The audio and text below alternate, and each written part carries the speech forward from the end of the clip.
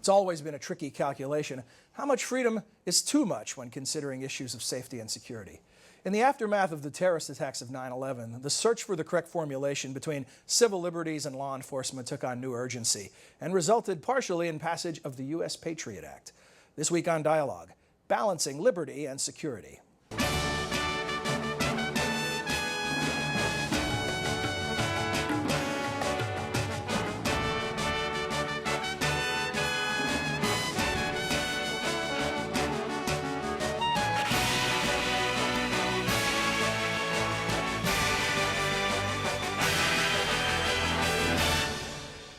Hello again, and welcome to the Woodrow Wilson International Center for Scholars in Washington, D.C. I'm John Molesky. Each week, Dialogue explores the world of ideas and issues in international affairs, history, and culture.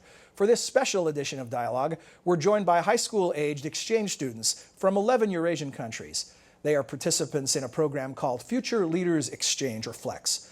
The program is funded by the U.S. Department of State's Bureau of Educational and Cultural Affairs and was established in 1992 under the Freedom Support Act. You'll hear from some of the students in attendance shortly, but first we'll hear from our guest. Viet Dinh was the chief architect of the U.S. Patriot Act when he served as Assistant Attorney General for Legal Policy from 2001 to 2003. He's currently Professor of Law and Co-Director of Asian Law and Policy Studies at the Georgetown University Law Center. Viet, welcome to Dialogue. Thanks for joining us. Let me start with a look back. Sure. When you were drafting the Patriot Act and this central question about balancing civil liberties with law enforcement's need to act on security threats. Where did you look for guidance or for inspiration in trying to figure out what that balance is? We start first with the predicate notion that the end of government is not security.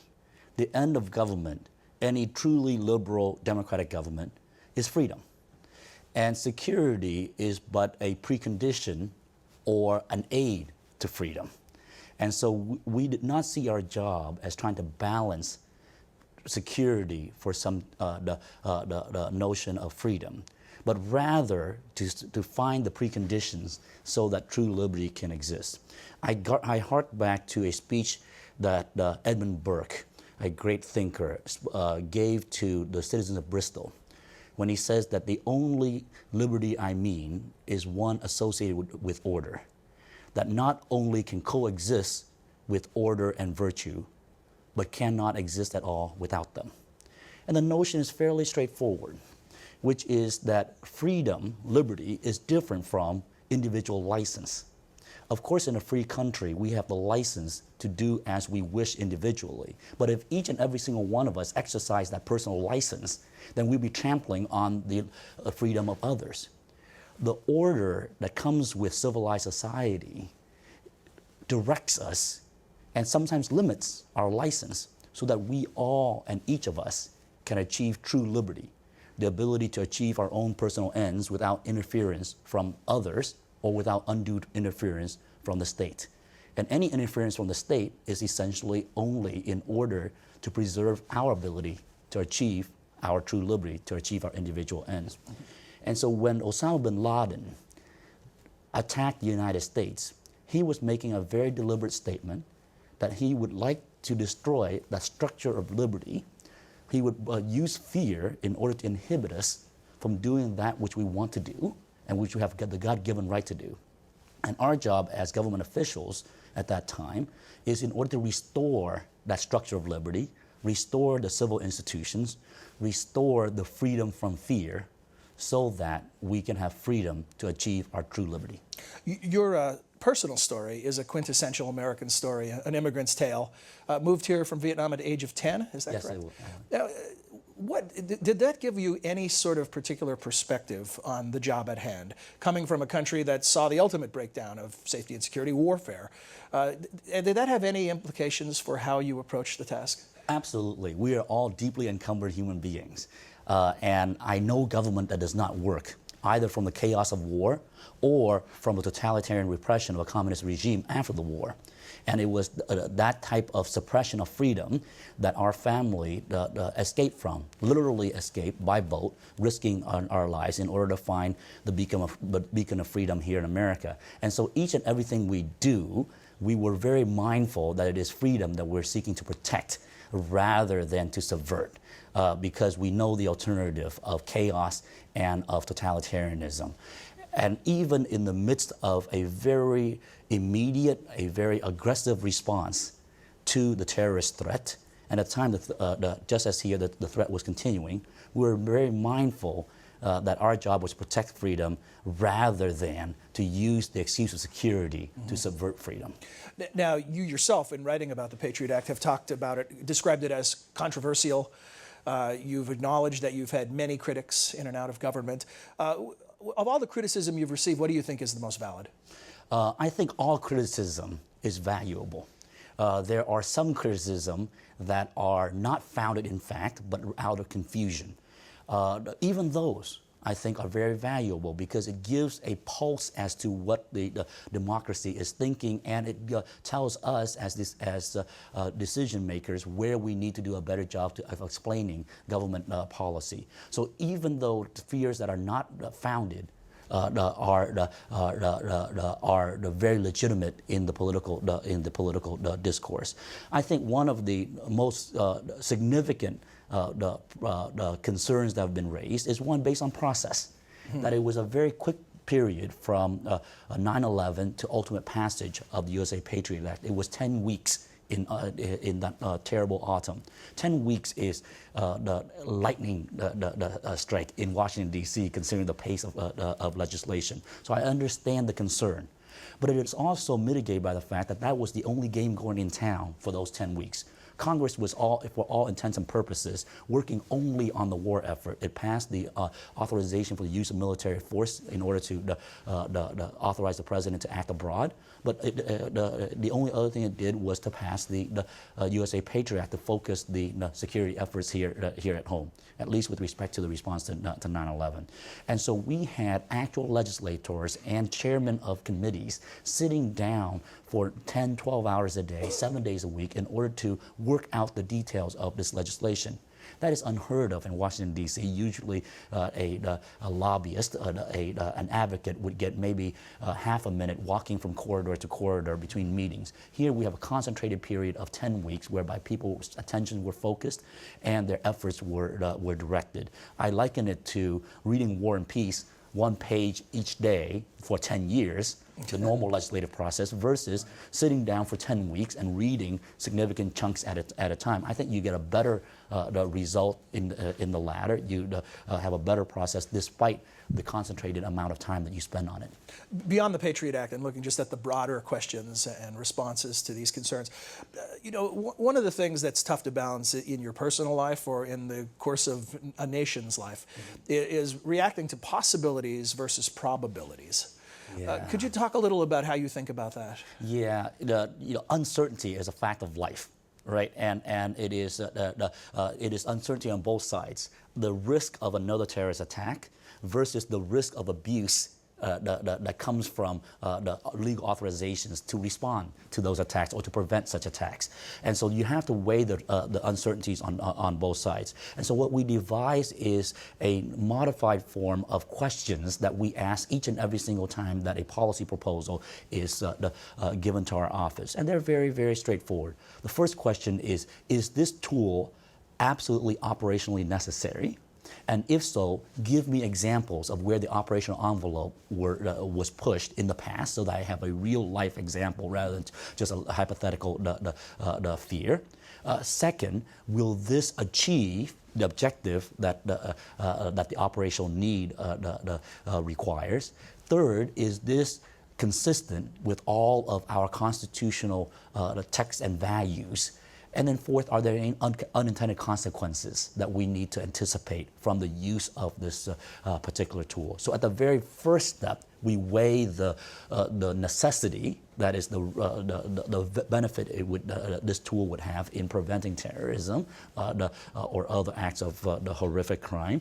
And then second, we ask, what are the risks that it would be misused, and how can we mitigate that risk, all the while knowing that the absolute Rubicon that we cannot cross is our constitutional values and the text of our Constitution. And to be honest about it, there's a certain amount of risk-taking involved here because you can't 100% secure everything and still give people in free nations the kind of latitude and that they're used to having. Absolutely. That's why this is a continuing process.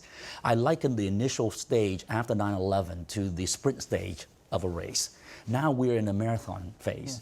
It is always incumbent upon Congress, upon the president, upon the courts, and upon the citizenry to constantly evaluate the threat that we have and the responses that we give to those threats, because these are dynamic questions that our democratic process is designed to handle. And that democratic process can only work with the kind of conversations, both civil and aggressive, but all the while assuming the good faith of the electorate in engaging in the most difficult issues of our day. And I thank you for having that conversation today. And how do you think we're doing in that regard? I think we're doing well. I think we are doing very well in the conversation. A lot of people decry the bad information that's out there, but like I said, even bad information have good uses. So we know what the unfounded, even those genuine fears are, and so we can address them. And so in that sense, I think that all conversation is good, and where there's misinformation, the conversation corrects that.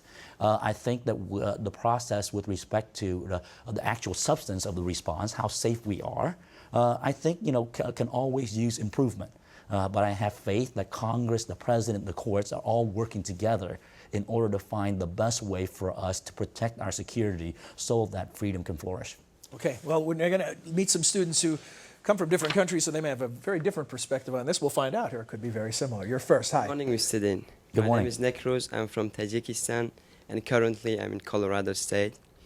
My question is, recently, regardless of high level of security, airport officials missed a terrorist who got into plane in 2010.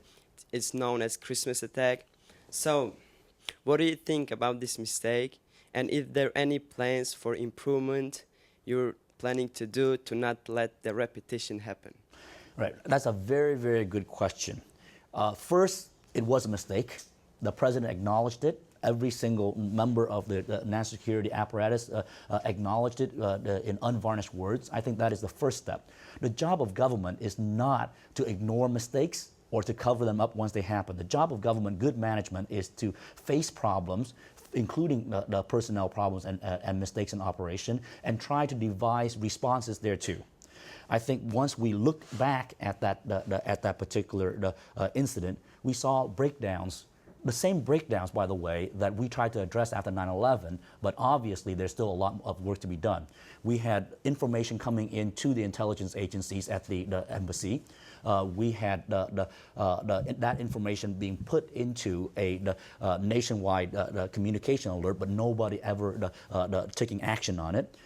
We had systems in place in order to prevent at high-risk individuals like this person who has an ongoing security flagged against them, and also who paid in cash, took a one-way ticket, disaggregated his trip to various legs, all the classic warning signs that something is afoot, that this person is misusing our transportation infrastructure in order to do something.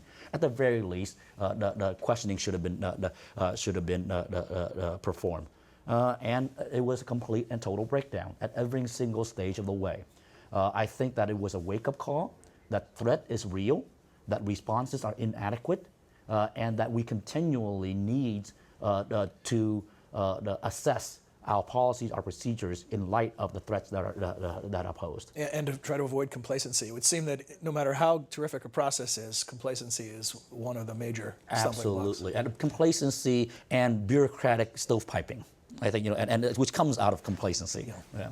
Hi, go ahead, please. Hi, Mr. Dean. I'm Tamina Berza from the country of Georgia, and I'm staying in the state of Washington, in Seattle, and I was at Chief Sealth High School. So I know that after 9/11, you have developed the Patriot Act, and I'm interested. What's your opinion about how can it help the security and the protecting the freedom of nation and government of people? Right, very, very good question. Thank you for that. There are three primary goals with the USA Patriot Act. One is to make sure that all of the laws that we had in fighting criminal perpetrators, we have in fighting terrorists who would threaten our national security.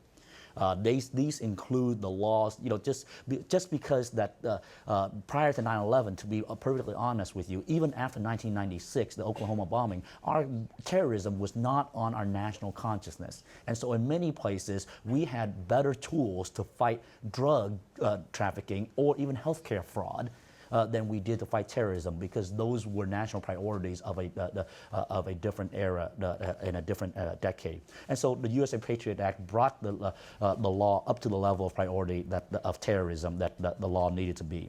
Second is that we updated the law to the technology.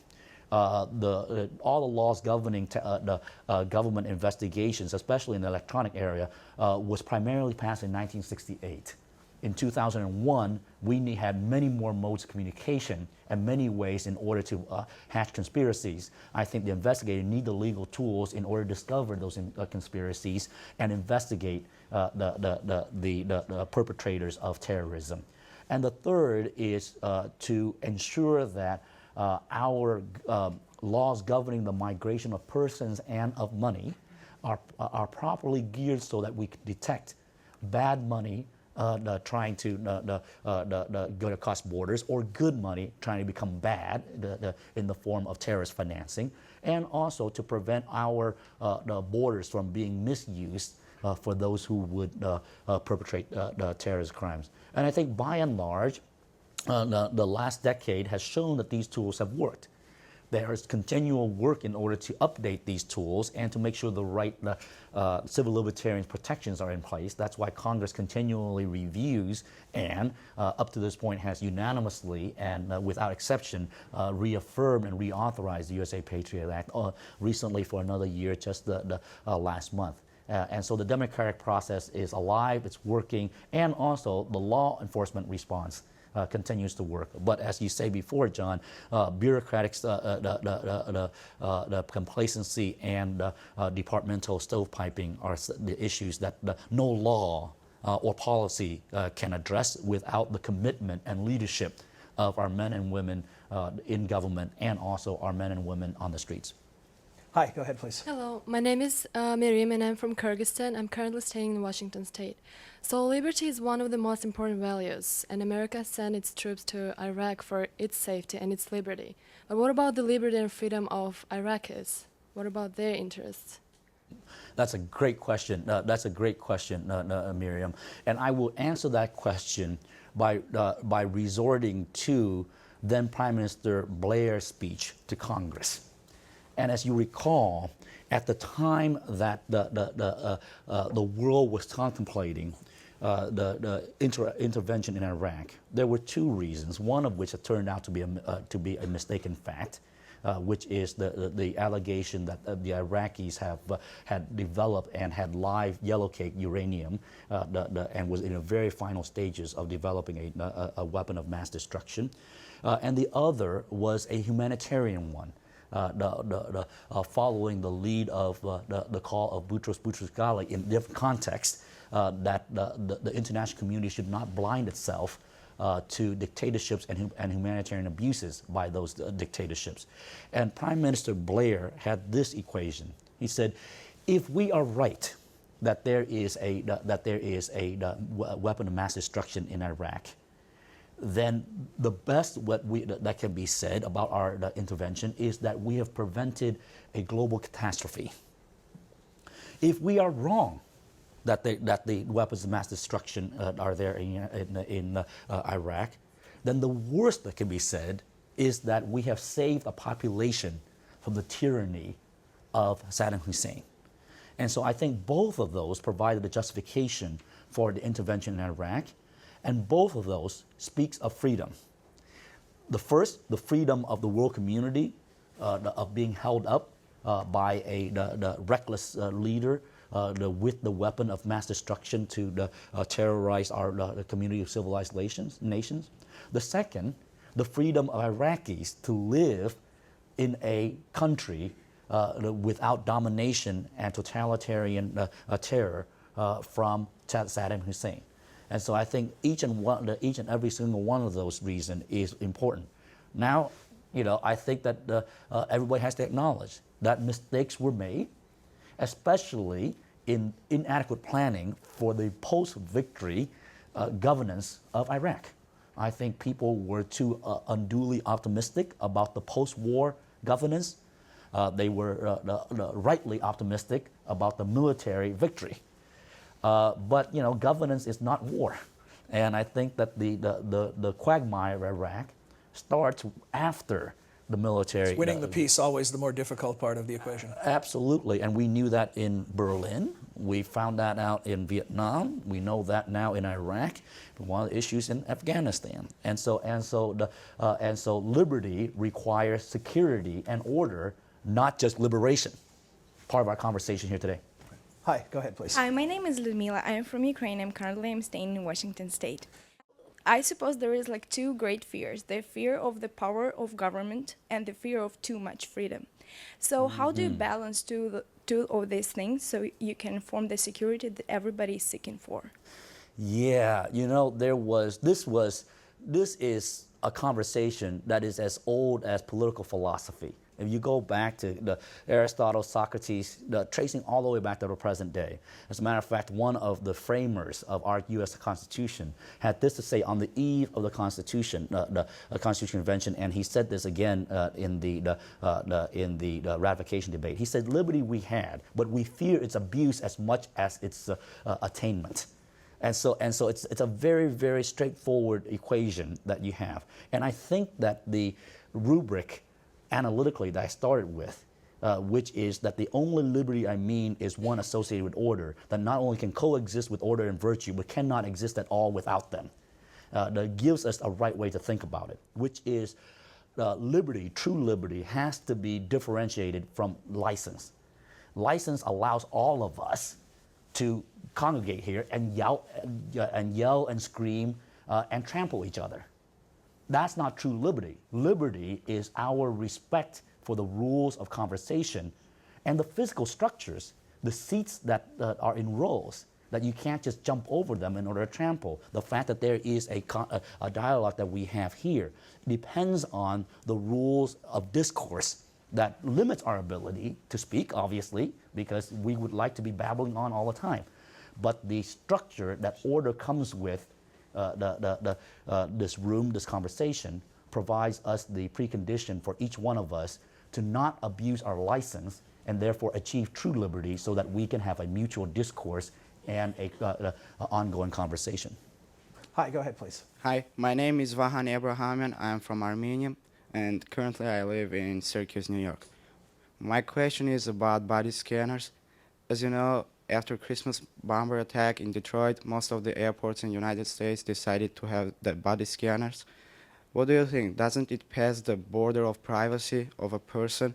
And the other thing, if you put a body scanners only in the United States, it's not the solution, because United States of America gets flights from every piece of the world. Thank you All I very know much. is I'm not flying again until I drop a few pounds because of those body scanners. That's a very good point and a very good observation. Here's where I come down on individual the technology and the like. It can't be an overriding policy that there can never be body scanners or any particular piece of technology can be deployed.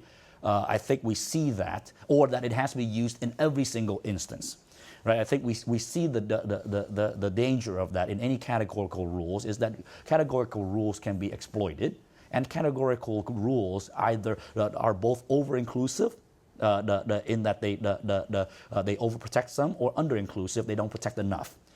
And so the question is not specifically with body scanners as it is as a technology, but rather the settings and the uses that we put to them. Body searches can be abused, right? Pat downs can be abused. Any type of screening mechanism can be abused. The question is, how do we go about putting in the restrictions in place so that to prevent such abuse? And the other thing I will note is that whatever the technology that we adopt, whatever procedures that we have, has to comport with common sense. If they are draconian in nature, then the terrorists and the criminals would know loopholes in order to get around them. Christmas bomber, the shoe bomber, all of them are good examples of people exploiting loopholes and gaps in our security measures. The best defense, the best security measure is common sense. We have to hire good people and give them enough freedom so that they can do their job and use their common sense. Ask additional questions when a person is nervous.